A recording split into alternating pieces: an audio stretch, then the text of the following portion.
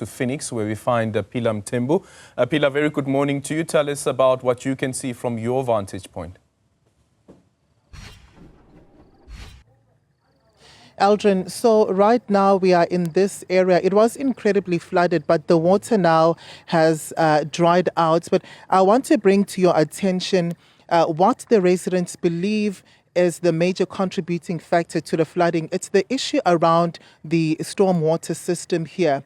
They had also shown us videos and images just giving us a sense of how flooded it was, and it had gotten to a point where they had to dig out some of the stuff just to make sure that the water is able to flow. So this entire street over here was incredibly flooded. We have been told by residents that as they have been doing cleanup operations over the past day and a half, they had even lost their furniture, they had lost their belongings.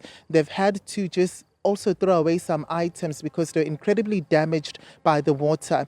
They are going to continue to try and clean off the streets. They also told us that the vehicles that you can see parked here were incredibly flooded, and some of them are still even wet, even on the inside, although there's no water in there right now, but the water did soak in to the seats of these vehicles. And also just told us that even inside, they have been cleaning as much as they've possibly could. I'm going to bring in one of the affected residents to speak to us here. Thank you so much for your time, ma'am. You raised a lot of frustrations with me off camera. If you could just take us through some of them, and what do you think is not being done right, which is contributing to the flooding in this area? See, every time our house get flooded, and we call for Maggie Johnson, which is a ward councillor, and she don't ever come or she don't respond to us. And the water is keep getting flooded, it's getting higher and higher, and it's getting into our house, and we lost all our belongings. Both our neighbors at the bottom and upstairs as well. The water goes in through their roof.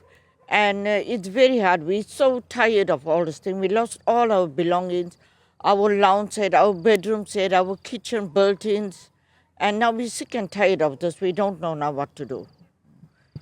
And how damaged are the vehicles that you have been telling me about? You did say that they were incredibly flooded. Yes, the water was inside the vehicles as well. And it was very hard for them to take the water from the vehicle. They had to use a cup in order to remove the water.